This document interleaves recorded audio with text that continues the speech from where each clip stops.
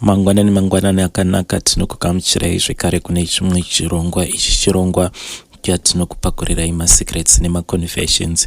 Regai tibva tapinda mumaconfessions edu emuzuva ranhasi. Hanzi, hello mukomanashi, please can you hide my identity? Ndava nemakore anokwana iwo kuita 5 ndiri muno mujoni, and things started getting better muna 2021. Mabasa anga ava kubhadhara zvainge zviri nani, ende painge pasina kana chikuru chainge chichinetsa. Kubva last year I have been losing zvinhu zvisingatombonzwisisike. For example, last time phone yakangodonha mumvura zvainge zvisinganzwisisike. After that laptop kungofa, ndikazama imwe ikangofa zvekare. This year rakabva rangotanga futi on a bad note, because vanhu vanondikwereta havasi kundibhadhara. If they promise kuti vachandibhadhara, zvinhu zvacho hazvizobudirire. Recently ndakaenda out of town for my cousin's funeral. Pakudzoka kuona mumba mainge mapindwa, makatorwa mabags angu nebhutsu, almost hembe dzose, and my documents. This weekend munhu wekuziva akangoba hake foni nekadhi rangu kwakutotanga kunospenda mari yanga irimo. Mari iyi yainge iri 3000 rands. Kunomutsvaka iye ange ariko, but hapana kana chisvinu chiri kubuda. Moyo wangu wava kutorukutika, and I am losing hope on life because zvinhu izvi zviri kundishungurudza. Ungaita seiko kuti semunhu in such a situation zvinhu zvako zvikufambire zvakanaka? Because I feel kuti this zvanyanyisa. Please help me. That was a voice of cry yabva kuna Haiti. Please let us try to cancel him in the comment section. Regai tibva taenda panyaya yedu inotevera. Hanzi, sorry mukomanashi nekuisa audio, but I really need your help. I dated someone long time back, but arikuramba achingodzoka mulife yangu, yet inini now I am happily married. Arikusenda manudes angu ku Facebook, achisenda zvekare mapictures angu with false information. Ndoitawo sei kuti ablock ne Facebook zvamuchose.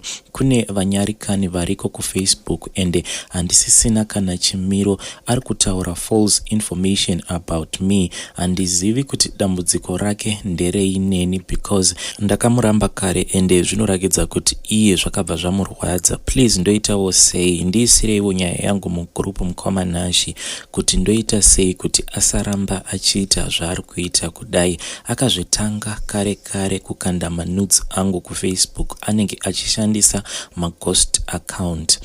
That was a story yabva kumwanasikana uyu vedare, especially kana kuine vanoteerera chirongwa chedu vari vanhu vemutemo. Please can you advise us kuti tingazvifambisa sei? I was thinking kuti maybe if she goes to the police and report this guy for cyberbullying. Vemutemo kana muri kuteerera, please comment in the comment section if this idea is going to work or not. Regai tibva taenda panyaya yedu inotevera. Hanzi, muri seiko akoma? Ndinokumbirawo kuti chitupa changu muvige akoma. Inini ndiri murume ane 35 years.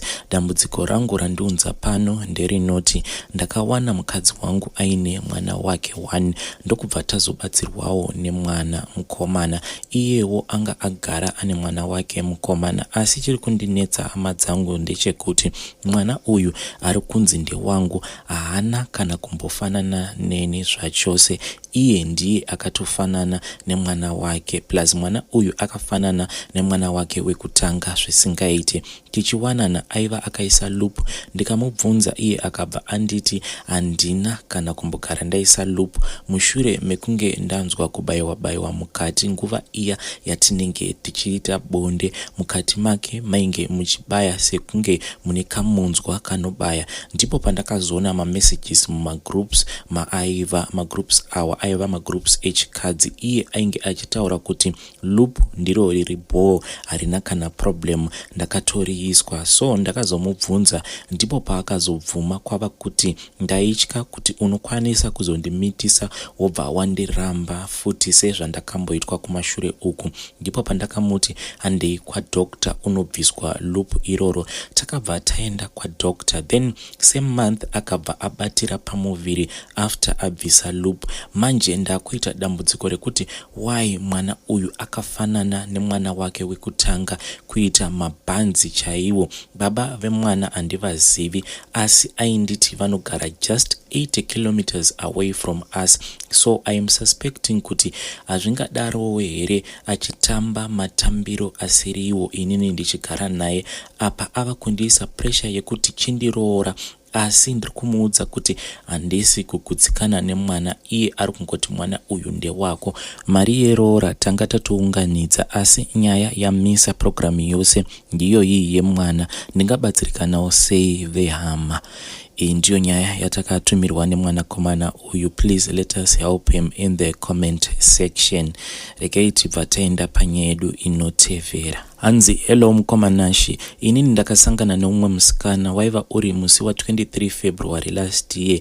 Iye ainge abva kumaperiods ake musi wa 14 February akabva abatira pamuviri. Chandiri kuda kuziva ndechekuti mwana uyu kana ari mwana wangu angabatsirwa madates api? Please help me. Ndinotenda kune avo vachakwanisa kundibatsira. Vedare izvi zvava kutoda vaya vanoziva kucalculate madates. Please help us in the comment section. Regai tibva taenda panyaya yedu inotevera. Hanzi, makadii mukoma? Inini nyaya yangu yakamira sekudai. Ndine munin'ina wangu akange akaroorwa neumwe murume, then vakabva vaita vana vaviri vose ndokubva vazosiyana, asi mwana wenumber 2 akazofa zvake mushure mekunge munin'ina wangu atova pane umwe murume. So munin'ina wangu anoti akazoroorwa pasecond marriage atova nemimba yechitatu yemurume uyo ainge akamuramba. Ipapapa ava nevana 3, 1 ndiye akafa. So muna 2022 after Easter munin'ina wangu akauya achiti kumba kwemurume waainaye iko zvino kwakauya bamunini vanga vakachonera kuJoni. Saka bamunini ava vakasvika vakaudza mukoma wavo kuti vana vose ngavaitwe DNA test, zvinova zvinhu zviri kushayisa munin'ina wangu mufaro. Saka iye ari kuti iko zvino akungotsvaka n'anga inogona kugadzira bamunini ivava vobva vangoita rombe varambe vari kuJoni ikoko, vabva vangochonera ikoko, uye pavanozodzoka kuno kuZimbabwe vabva vadzoka vasina kana mari. Idzi nyaya dzemaDNA dzibva dzangoshaya basa. Munin'ina wangu anoti iye pose paanotaurana nabamunini ava kana akanzwa vachiti vakundikana kuuya, iye anobva anyepedzera kunge ari kurwadziwa, asi mumwoyo make anenge akazara nemufaro.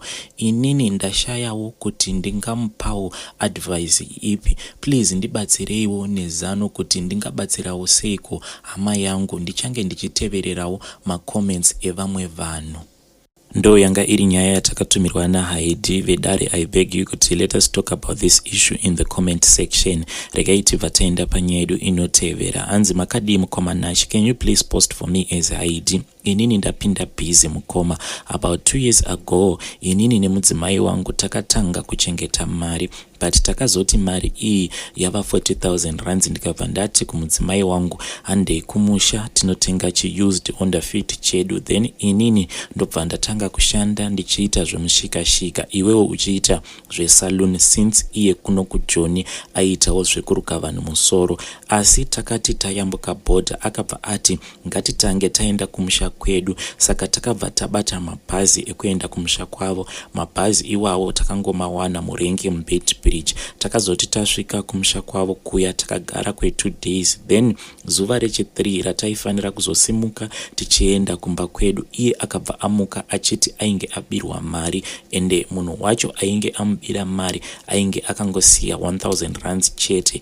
Iyewo akabva atoramba kubva pamba pavo nekuti aiti kana ndikabva pano ndinourayiwa kumberi nekuda kwemari iyi yabiwa. Saka ndakazobva kumusha kwavo ndakangobata 1,000 rands yega. Ndichisvika kumba kwedu ndakasvika ndikaudzawo hama dzangu, tikabva tatanga kufamba kwose kwataifamba tichibvunza about this issue. Takabva tanzi mari yainge isina kubiwa, asi vainge vakatorongana natsano vangu kuti mukadzi wangu andinyepere kuti mari iyi yainge yakabiwa. Ndakabva ndanzi nditenge chubu rebhasikoro. daro ndikabva ndatenga chubhu riya, ndikabva ndapombera chubhu riya mweya kusvika razara, tikabva taenda naro kune rimwe ninga, tikabva tanosiya chubhu riya ikoko, ndikadzoka hangu kuno kuJoni. Then nezuro usiku mudzimai wangu kwava kutanga kufona achiti baba vari kuti vanokwanisa kutengesa mombe 3 vobva vakupai mari yacho, asi vari kuti dzokai kuno titange tataurirana. Saka inini ndiri kutya kuti kana ndikaenda kumusha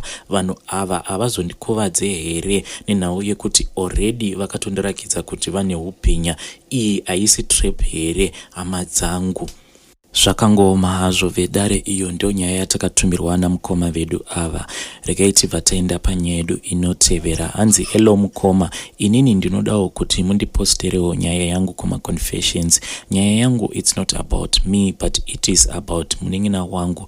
Tatambura nekuda kwemwana uyu, nyange ukazama kumbomukansela sei, she simply doesn't listen. Ndakatombozama kumuudza kuti do you know kuti kunze uko vanhu vari kurwara, but iye hatombotyi kana chacho chinonzi chirwere. Anongokuudza kuti sisi chirwere chakatouya and it is here to stay. Kana ndikazobatwa nechirwere ndinongoenda ndikanotora kamapirits acho, but I don't think kuti that is the way yekuti munhu unofanira kurarama a careless life uchitemba kuti kana ukarwara unozonotora mapirits. Munhu wekuti kana akangogara nemunhurume anenge ava kutoplana kuti ava kuda kutoitira murume iyeye mwana, whether vane maplans ekuzororana kana kuti havana, unongomunzwa ava kutoti sisi inini ndafunga kuti ndiitire habi wangu mwana apa, maybe vanenge vangogara vose kwe1 month. Izvezvi kana ndichitaura mwana uyu atova nevana vanosvika ivo 4, ende vana vose ava vari kugara nagogo vanova amai vedu kumusha. Saka I think kuti the pressure that she is putting on my mother, it is just too much. Yes, vazukuru vakanaka, but I don't think kuti zvinhu zviri wise kuti at only 36 years old atova nevana 4 with 4 different fathers. Ipapapa ndakabva mukutokonana naye after andiudza kuti sisi munhu wandakasangana naye I think he is the right man for me. Saka iye ari kuti ndimuitire mwana, kana ndikamuitira mwana anobva auya neni kumba obva andirora. Ndakabvunza zera remurume wacho waari kuti ari kuda kuti vazororana, and I found out kuti munhu uyu is only 28 years old, yet my little sister iye ane 36, apa ane vana 4. Saka vedare ipapo am I wrong kuti ndiudze munin'ina wangu kuti I don't see any future in this marriage of yours that you are planning? Pari zvino iye ari kuJoni, hatitozivi kuti so far agara nevarume vangani. Munin'ina wangu anoti kana akauya kunoku kuZimbabwe, because when she is in Zimbabwe anenge achigara nesu kunoku kuHarare, but hana yangu inenge isina kumbogadzikana nekuda kwehuni hwomunin'ina wangu, haagone kuti noko munhurume. Saka kana ndikangobuda mumba ndinotanga kufunga kuti saka izvezvi haazoaktiri here murume wangu achiita sekunge vari kutamba uramu vakapedzera vatoita bonde vose. Nhamba dzevarume vemunin'ina wangu ndakambotanga ndichiti kana ndikanzi sisi taurai nabamunini venyu avo, after 2 days unobva wanzwa bamunini vaya vava kuchema vachiti hey mai guru, kuno munin'ina wenyu ari kundirwadzisa, ari kundihurira. Kuzotaura namainini vaya unobva watopiwa dzimwe nhamba dzeumwe wobva wanzi ava ndivo vava bamunini venyu vanyowani vaya achikanganwai nezvavo. Ende kana munin'ina wangu akangokuudza kuti uyu murume handichadi nezvake, for sure munhu iyeye anenge akusatombomuda, kunyange munhu iyeye akachema misodzi inenge ropa sei, kana atova neumwe munhu anenge akutofokasa pamunhu iyeye. Ende munin'ina wangu anoti kana akada munhu anenge achitomuda zvekutomuda zvechokwadi. Pamastatus munhu iyeye anenge achiiswa pamastatus each and every 2 hours. Maprofile pictures anokwanisa kuchinja maprofile pictures 3 kana 4 times a day, but kana akangorambana nemunhu iyeye anobva atoita sekunge munhu iyeye haatombo exist at all. Every week munin'ina wangu kana ukamusekerera unotumirwa nhamba dzechimwe chikomba chinyowani each and every day. Saka ndakazoona kuti mainini kana ndikasagara ndavati stop izvi zvekunditumira nhamba dzezvikomba zvenyu ndinopedzera ndanetsana nemurume mumba, because chati rangu naamai nini dzinenge dzingori nyaya dzekuti ndava nevamwe bamunini. Handitombozivi kuti vanhu ava anombonyatsokuvafukunura pai, anoita sekunge ane gwezva varume chairo. Saka pandanzwa confession yeumwe musikana ndabva ndangofungawo munin'ina wangu kuti ane the same problem iri kusanganikwa naHaidhi iyeye. Vedare, iyo ndo meseji yatakatumirwa naamai guru. Hanzi munin'ina wangu anenge ane gwezvavarume. Zvakangoma hazvo veduwe. Regai tibva taenda panyaya yedu inotevera. Hanzi makadii mukomanashi? Inini ndiri mudzimai ane makore 38 ekuberekwa. Nyaya yangu yakamira yakadai. Ndakapinda mumba ndichiri mwana mudiki. Ndainge ndine makore aita iwo 15 ekuberekwa. Ndakabva ndagara nemurume wangu tikabva taita vana vedu vaviri, asi murume wangu aita kumbo mumba kumbo panze. Kubva titange imba takazosvika pakusiyana. Inini nemurume wangu ainge ava kutogara neumwe mukadzi. Inini ndikabva ndaenda hangu kuSouth Africa neshamwari yangu. Yainge itoriwo first day kuenda kunyika ikoko. Takasvikira kune imwe nzvimbo inonzi Boxburg.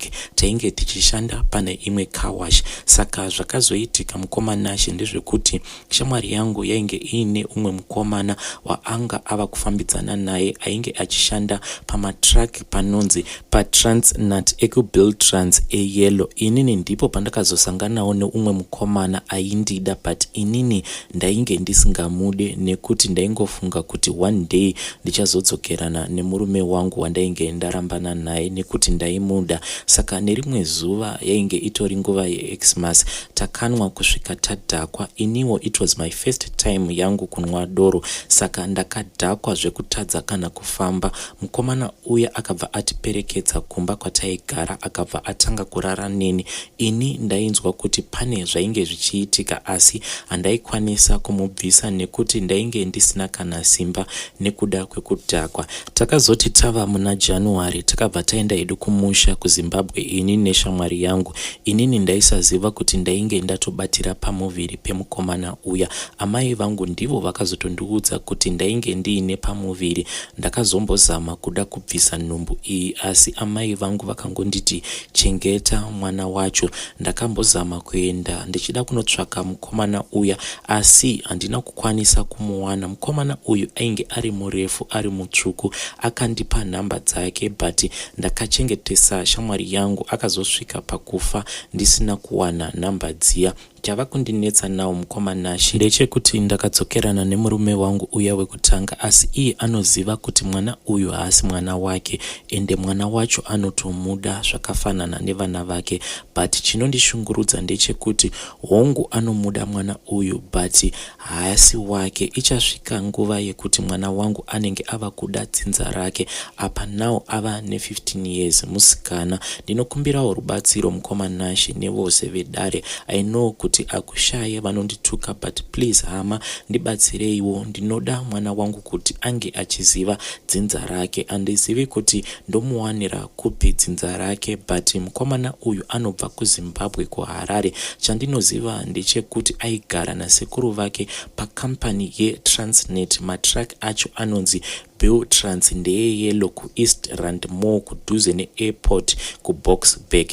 Vedare, iyo ndo message yatatumirwa navanzvadzi vedu ava. I just want to thank Haidhi kuti havana kuzopindwa nemweya wekubvisa nhumbu yemwana uyu, because I've seen kuti recently a lot of ladies vari kuuya nemaconfessions avo vachiti inini ndakabvisa nhumbu. Some of them havadi kuti maconfessions avo azoenda public, but I want to thank Haidhi uyu kuti haana kuzoita go ahead nekubvisa nhumbu yemwana iyeyu. I'm hoping kuti she will find information and find the father of this child. Vedare, for this episode our ndoma secrets nema confessions atanga tiinawo. Tichadzoka very soon with another episode.